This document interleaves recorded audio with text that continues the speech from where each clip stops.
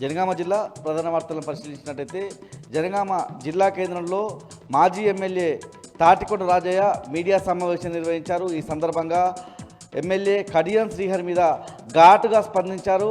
కడియం శ్రీహరికి దమ్ముంటే సిగ్గుంటే వెంటనే రాజీనామా చేయాలన్నటువంటి డిమాండ్ అయితే రాజయ్య చేసినటువంటి సందర్భం కనిపిస్తూ ఉంది. ముఖ్యంగా స్పీకర్ కడియం శ్రీహరి మీద చర్యలు తీసుకోవాలి, లేకపోతే న్యాయస్థానాన్ని ఆశ్రయిస్తామన్నటువంటి అంశాన్ని కూడా రాజయ్య చెప్పారు. ప్రధానంగా స్పీకర్కు వివరణ ఇవ్వడంలో 10 మంది ఫిరాయింపు ఎమ్మెల్యేల్లో 8 మంది వివరణ ఇస్తే కడియం శ్రీహరి ఏ పార్టీలోకి వెళ్ళానో, ఎందుకు మారానో, పార్టీ మారానో లేదో చెప్పుకోలేనటువంటి దుస్థితిలో ఇప్పటి వరకు స్పీకర్కు సమాధానం వివరణ ఇవ్వలేదని, వెంటనే కడియం శ్రీహరి రాజీనామా చేయాలన్నటువంటి డిమాండ్ ప్రజల నుంచి వస్తున్న నేపథ్యంలో వెంటనే రాజీనామా చేయాలన్నటువంటి డిమాండ్ రాజయ్య కూడా చేశారు.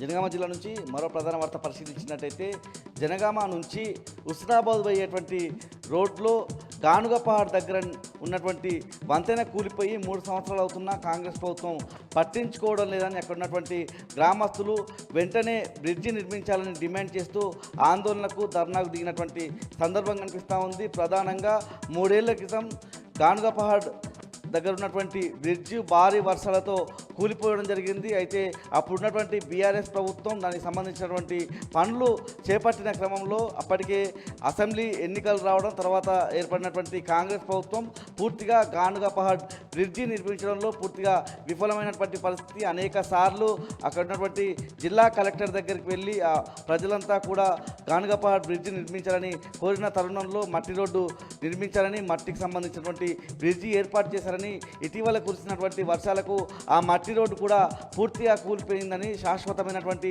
బ్రిడ్జి నిర్మించాలని అక్కడ ఉన్నటువంటి గ్రామస్తులంతా కూడా డిమాండ్ చేస్తూ ఉన్నారు. ఇప్పటికే పలుమార్లు అక్కడ ప్రమాదాలు కూడా చోటు చేసుకున్నాయని, ఆ ప్రమాదాలను నివారించాలంటే బ్రిడ్జి నిర్మాణం తప్పనిసరి అన్నటువంటి అంశాన్ని అయితే అక్కడ ఉన్నటువంటి గానుగపహాడ్ గ్రామస్తులు కోరుతున్నారు.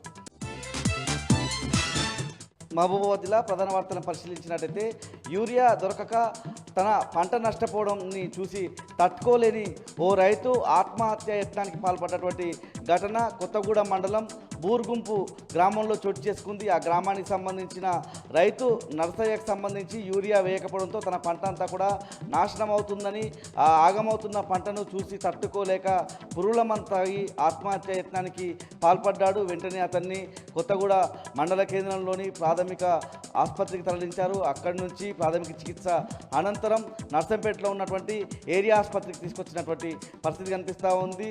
నర్సయ్యకు మెరుగైన వైద్య చికిత్స అందించాలని అక్కడ ఉన్నటువంటి వైద్య సిబ్బందితో మాట్లాడి నర్సంపేట మాజీ ఎమ్మెల్యే పెద్ది సుదర్శన్ రెడ్డి అయితే వాళ్ళకు సూచనలు చేసినటువంటి సందర్భం కనిపిస్తూ ఉంది.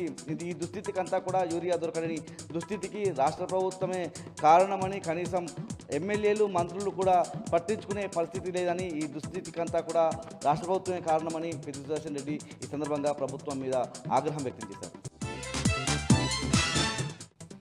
మహబూబాబాద్ జిల్లా నుంచి మరో ప్రధాన వార్త పరిశీలించినట్టయితే నెల్లికుదురు మండల కేంద్రంలో దొంగలు బీభత్సం సృష్టించారు. దారుణానికి ఒడుగట్టినటువంటి సందర్భం కనిపిస్తూ ఉంది. ఆ మండల కేంద్రానికి సంబంధించిన రాధమ్మ అనే 75 ఏళ్ల వృద్ధురాలికి సంబంధించి ఆమె మెడలో ఉన్న బంగారు చైన్ను దొంగిలించే ప్రయత్నంలో భాగంగా ఆమె మీద తీవ్రమైనటువంటి దాడికి పాల్పడ్డారు. చైన్ను ఆమె వదలకపోవడంతో తలపై గాయపరిచి ఇంటి ముందున్నటువంటి బావిలోకి నెట్టేశారు. అయినప్పటికీ ఆ చైన్ వదలకుండా ఆ వృద్ధురాలు మృతి చెందినప్పటికీ, ఆ బావిలోకి తోసినప్పటికీ ఆమె చైన్ను వదలలేదు. బయటికి తీసే క్రమంలో కూడా ఆమె చేతిలోనే ఆ బంగారు చైన్ కనిపించింది. దొంగలు ఎవరనే అంశానికి సంబంధించి పోలీసులు కేసు నమోదు చేసుకొని దర్యాప్తు చేస్తున్నారు. జయశంకర్ భూపాలపల్లి జిల్లా నుంచి ప్రధాన వార్త పరిశీలించినట్టయితే భూపాలపల్లి సింగరేణికి సంబంధించి కేటీకే 6వ గనిలో ప్రమాదం చోటు చేసుకుంది. రూఫ్ డ్రిల్లింగ్ చేస్తున్న క్రమంలో ఓ కార్మికుడైతే గాయపాలయ్యాడు. ప్రధానంగా రూఫ్ డ్రిల్లింగ్ చేస్తున్న క్రమంలో బండరాయి ఒక్కసారిగా మొండయ్య అనే కార్మికుడి కాలుపై పడడంతో అతడి కాలు నుజ్జునుజ్జైన సందర్భం కనిపిస్తూ ఉంది. అతన్ని వెంటనే సింగరేణి ఆసుపత్రికి తీసుకువెళ్ళి ప్రాథమిక చికిత్స అందించిన అనంతరం మెరుగైన చికిత్స కోసం హైదరాబాద్లో ఉన్నటువంటి ప్రైవేట్ ఆసుపత్రికి తరలించారు.